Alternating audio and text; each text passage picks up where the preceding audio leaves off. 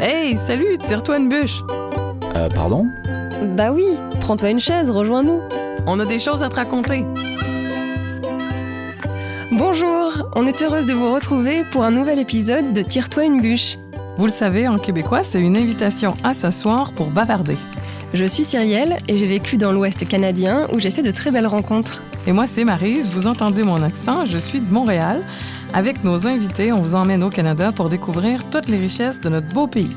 Attention, ce podcast pourrait bien déclencher une furieuse envie de voyager au Canada. Saison 2, épisode 3. Hey, t'as-tu vu notre automne? Un podcast de Destination Canada.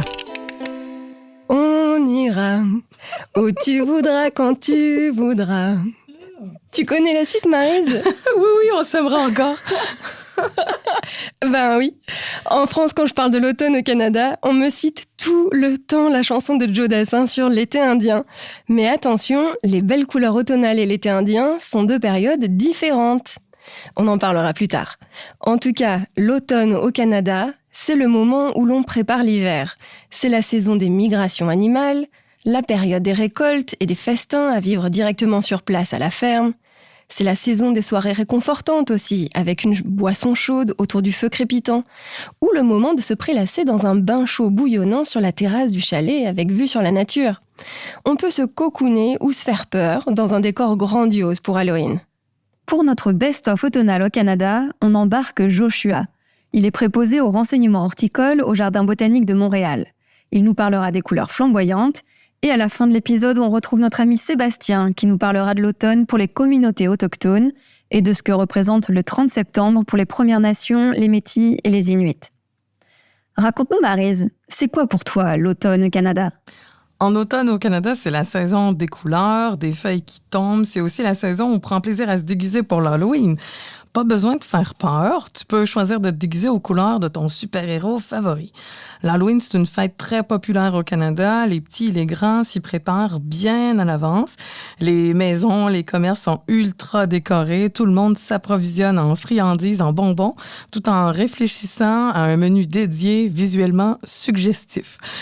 Une foule d'activités se tient le jour J et les fins de semaine autour. Il y a des marches de zombies, t'as des projections de films d'horreur, des maisons hantées comme la célèbre Casa Loma à Toronto. Mais il y a aussi les jardins botaniques avec les villages de citrouilles. L'automne, il fait encore bon la journée. La nature change et rien de mieux que des balades en forêt pour profiter des teintes automnales, du vent dans les feuilles, du craquement sous nos pas. Oui, puis pas qu'à pied, parce que c'est le fun de se promener en vélo, à cheval ou en paddle sur les lacs. L'automne, c'est le moment parfait pour des aventures de quelques jours en pleine nature. Il y a moins de monde dans les sentiers et encore moins de maringouins. Tu sais ce que c'est que nos maringouins, Cyrielle? Ah, vos maudits moustiques!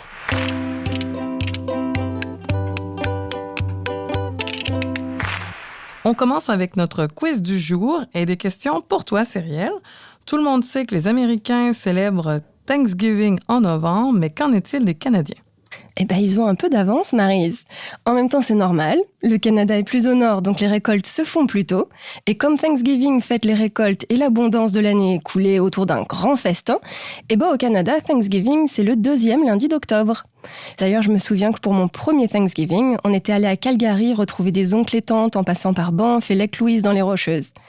Au menu, il y a souvent de la dinde farcie avec des pommes de terre en purée, des pois ou des haricots, le tout arrosé d'une sauce à la viande, le fameux gravy. Il y a aussi une sauce au canneberge acidulée que j'aime beaucoup. Et en dessert, il y a toujours la pumpkin pie, la tarte à la citrouille. Tu parlais de la sauce au canneberge. Pour nos auditeurs qui n'ont jamais entendu le mot canneberge, pas de panique, vous aurez peut-être entendu parler d'érel ou d'atoka. Et en France, j'entends souvent cranberry. Donc, tout ça, c'est la même chose. C'est une baie rouge native d'Amérique du Nord. Leur récolte est assez unique. Raconte-nous, Cyrielle. Oui, en fait, ce sont des baies qui s'épanouissent dans les sols marécageux. Donc, pour les récolter, même si c'est une vigne, il faut inonder complètement la cannebergière. En général, ça se passe fin septembre. Et dès que le marais est noyé, les machines battent les vignes pour repêcher les baies qui flottent à la surface de l'eau. En photo, c'est très très beau. La récolte, ça fait d'immenses étendues rouges au milieu de l'eau. Oui, je vous invite à aller voir des vidéos de récolte de canneberge. Ça vaut vraiment le coup d'œil. J'adore le jus de canneberge, on lui attribue plein de vertus. Alors, pourquoi s'en priver? Dernière question pour toi. Tu sais qu'en automne, on se prépare pour l'hiver, mais as-tu déjà entendu parler des stages de conserve? Des quoi? Les stages de conserve. À travers tout le Canada, on fait plein de conserves l'automne pour pouvoir manger des fruits et des légumes pendant l'hiver. C'est presque un sport national. Même Fogo Island à Terre-Neuve propose des stages de conserve pour aider les gens à perfectionner leur technique.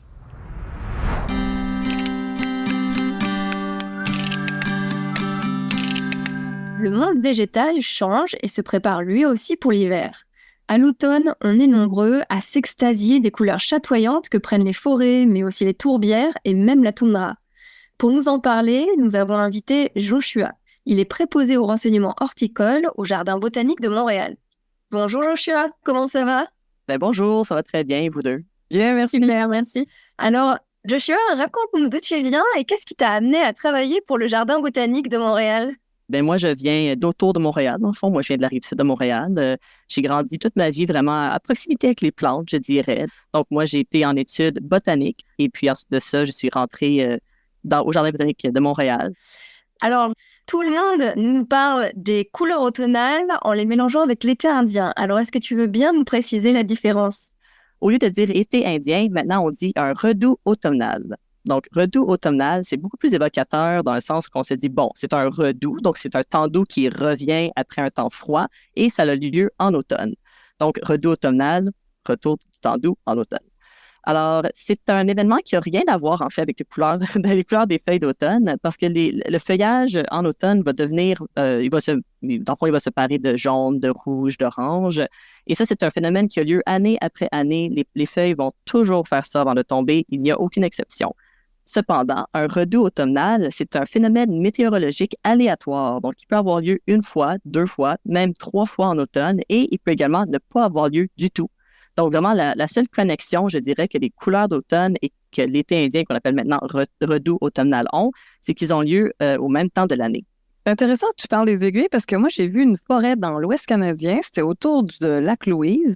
Et donc, les conifères, eux, changent de couleur l'hiver. Pareil comme les feuillus. C'est assez fascinant comme changement. Peux-tu nous expliquer pourquoi les feuilles de certains arbres changent de couleur à l'automne?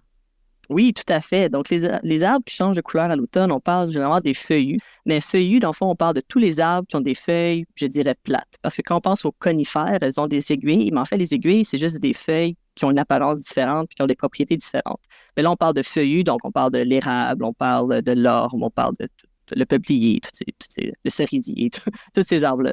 Donc, ils vont changer de couleur à l'automne. En fait, c'est pas vraiment un changement de couleur, je dirais. C'est plus que la feuille va révéler la couleur qui était en dessous du vert. Mais en fait, le vert, il va un peu se dégrader. Donc, le vert, c'est un pigment de couleur, évidemment, dans lequel il y a la chlorophylle. La chlorophylle, c'est ce qui permet à la feuille de faire sa photosynthèse, qui est la façon que l'arbre obtient de l'énergie et des sucres. Arrivé en automne, il n'y a pas assez de soleil pour justifier à l'arbre de conserver sa chlorophylle dans ses feuilles. Et par ça, ce que je veux dire, c'est que faire de la photosynthèse, c'est très demandant en énergie. Donc, l'arbre utilise beaucoup d'énergie pour faire sa photosynthèse. Et quand il y a de moins en moins de soleil, c'est de moins en moins... dans le fond, il y a un retour d'énergie qui est moindre. Alors, l'arbre va prendre ces pigments verts dans lesquels il y a la chlorophylle, va les dégrader et les réabsorber dans l'intérieur de sa branche, son tronc, tout ça. Donc, il va les réabsorber pour pouvoir les réutiliser l'année d'après. Alors, quand le vert se dégrade et disparaît, ce qui se révèle à la place, c'est le jaune et le rouge, qui sont d'autres pigments qui, eux, ne font pas de photosynthèse. Et quelle est la meilleure période pour voir les couleurs automnales? Moi, je dirais que ça dépend là, de quand on passe du sud au nord de la province, mais en général, on va parler de la mi-septembre à la mi-octobre. Donc là, on parle environ entre le 10 et le 15 septembre jusqu'au 10 au 15 octobre. Il paraît que se balader en forêt, ça rend zen. Peux-tu nous décrire l'atmosphère de la forêt à cette saison-là de l'année? Oui, bien sûr, c'est une très belle saison pour se promener en forêt parce qu'évidemment, en été, numéro 1, on a beaucoup d'insectes qui viennent nous mordre, nous piquer parce qu'ils sont friands de notre sang. Donc, en automne, ces insectes sont moins présents. Donc ça, c'est le point numéro 1. C'est beaucoup plus calme. Numéro 2, les oiseaux. On les remarque un peu moins, hein, parce qu'en automne, souvent, il y a beaucoup d'oiseaux qui vont migrer vers le sud pour aller hiverner au sud parce qu'il fait trop froid ici. Donc, on remarque que la forêt est un peu plus calme également au niveau des oiseaux. Donc, moins de chants d'oiseaux, moins de gros oiseaux observés, mais beaucoup de migration qu'on peut voir parfois au-dessus de nos têtes et c'est magnifique les voir se promener. Là, vraiment, c'est tout un spectacle, voir un V de canard qui vole au-dessus de nous. Donc, ce serait, je dirais, numéro 2, ce serait ça pour les oiseaux. Pour les mammifères, c'est intéressant parce qu'on peut voir beaucoup de mammifères qui se promènent au sol. Donc, on pense beaucoup aux tamias rayés, on pense aux écureuils, mais même certains amphibiens vont se promener parce qu'ils sont en train de faire leur réserve pour l'hiver, en fait. Donc, les écureuils vont aller creuser pour cacher leurs glands. Des fois, les amphibiens vont aller chercher un petit trou pour aller se cacher puis hiverner dans de la boue. Donc, vraiment, c'est un moment où on peut voir des animaux qui sont très, très occupés. Ils sont vraiment occupés à faire leur réserve, un peu leur magasinage d'hiver, je dirais. Sinon, mais ça, c'est du point de vue animal. Fait que si je me tourne du point de vue botanique, les forêts en hiver, il y a des couleurs. Hein, quand on se promène à travers des forêts de feuillus, les couleurs sont magnifiques. On peut marcher sur un tapis d'orange et de rouge et de jaune. Ça fait un bruit tantôt cassant, tantôt pas cassant, dépendant de s'il y a plus récemment, par exemple. Donc, vraiment, juste la coloration est belle.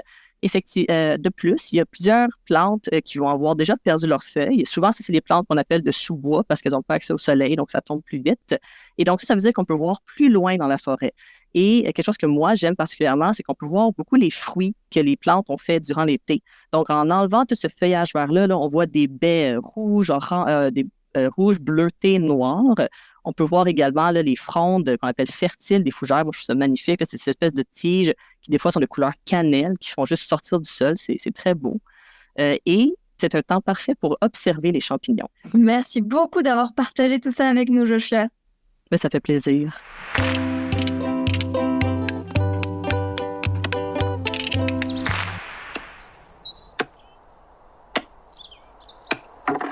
On vous le disait, l'abondance de nourriture en automne est propice à faire des réserves pour l'hiver.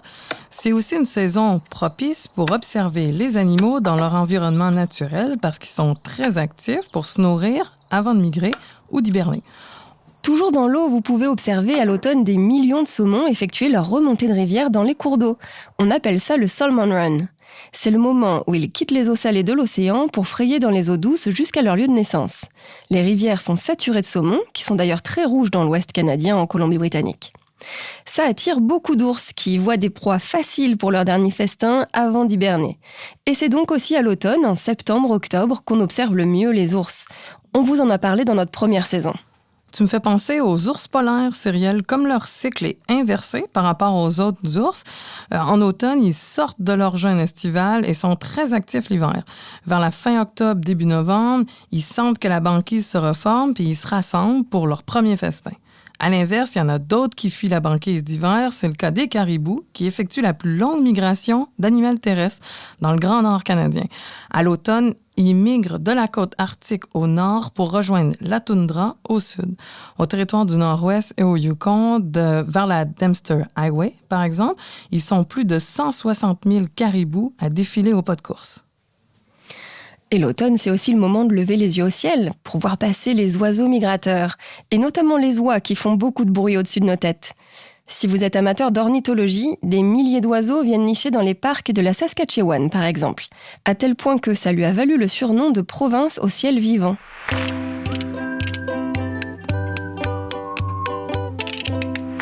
Le meilleur moyen de s'immerger dans la beauté d'une forêt en automne, ça reste d'y séjourner. Et puis il y en a pour tous les goûts. Pas besoin de vivre à la dure, ni de transporter des équipements de camping encombrants. Les possibilités de glamping se sont multipliées ces dernières années. Par exemple, vous pouvez dormir dans une yourte au sommet d'une montagne ou dans une cabane dans la canopée d'une forêt. La majorité des hébergements d'extérieur sont ouverts jusqu'à la mi- ou fin octobre, et après, il reste toujours les chalets cosy pour cocooner autour du feu de cheminée. Une autre option pour être au plus près des habitants qui sont en pleine récolte à l'automne, c'est de réserver un séjour à la ferme. On vous en parlait dans l'épisode consacré à la cuisine canadienne. Le Canada est très fort en agrotourisme. D'ailleurs, le 16 septembre, c'est la journée porte ouverte dans les fermes. Alors, vous pouvez commencer votre journée par une visite de la ferme. Elle propose parfois un écomusée et de l'autocueillette aussi dans les vergers. D'ailleurs, vous verrez des affiches pour la fête de la citrouille, Pumpkin Fest. où l'on sculpte des citrouilles, on participe à des ateliers gourmands, des concours d'épouvantail et on peut se perdre dans les labyrinthes en épis de blé. Après manger, on passe aux choses sérieuses. Quand les nuits se rafraîchissent, les baies se concentrent en sucre et sont prêtes à être savourées. Plus au sud, au Canada, vous pouvez aussi sillonner une des routes des vins les plus renommées du Canada en visitant les régions du Niagara ou de l'Okanagan. Pensez aussi aux cidreries pour découvrir les spécificités du terroir et notamment notre cidre de glace.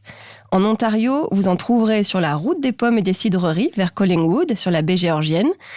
Et au Québec, direction les cantons de l'Est pour une route gourmande autour des microbrasseries ou des fromages. Les soirs d'automne, de mi-septembre à mi-novembre, on vous recommande de dîner à un banquet automnal qu'on appelle Fall Supper.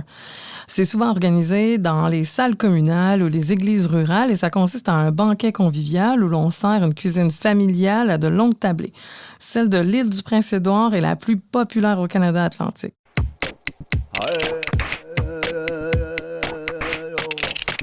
Pour clore cet épisode, notre ami Sébastien Desnoyers-Picard, qui est vice-président de l'Association touristique autochtone du Canada, va nous parler des traditions automnales pour les Premières Nations métis et Inuits du Canada. Bonjour Sébastien. Bien le bonjour, comment allez-vous? Bien, merci. On sait que les communautés autochtones vivent au rythme de la nature. Quelles sont vos occupations en automne? On habite plus que le côté de la nature, on vit aux saisons. Parce que tout ça, nous, dans notre vie, dans notre mode de vie, il faut s'adapter puis il faut se préparer. Hein? Quand on passe à l'automne, c'est sûr que l'automne, c'est le temps de la chasse. Il faut préparer le garde-manger, il faut aller quand même à nos caches, il faut aller voir évidemment en nature, est-ce que nos chemins sont bien faits, est-ce que c'est bien coupé, est-ce que c'est accessible. Mais après ça, vient aussi l'automne où est-ce que, mais là, on vient d'abattre un animal, un orignal, on vient d'avoir une belle bête, il faut l'honorer comme il faut, mais il faut aussi commencer à tanner les peaux. Il va falloir fumer la peau, il va falloir la dégraisser et il faut continuer nos occupations aussi de territoire parce qu'il ne faut pas oublier que l'automne s'en vient, il faut sortir les chaloupes de l'eau, hein, la pêche est finie, donc là, il faut commencer à préparer notre matériel d'hiver et après ça, il faut aussi qu'on mette le manger dans le garde-manger. Donc, l'automne, pour nous, là, c'est un temps qui est très occupé à remplir le congélateur et le frigo de ces belles denrées. On est à la fin aussi de la cueillette, donc on va aller chercher nos plantes médicinales, on va aller chercher le reste des choses qu'on a besoin pour passer à travers l'hiver. Puis après ça, on revient en terre en communauté, on revient sur ce qu'on appelle la majeure partie du temps nos réserves. Moi, j'aime pas cette terminologie-là, on parle beaucoup de communautés autochtones, mais on revient avec les nôtres puis on vient célébrer le succès d'une chasse fructueuse.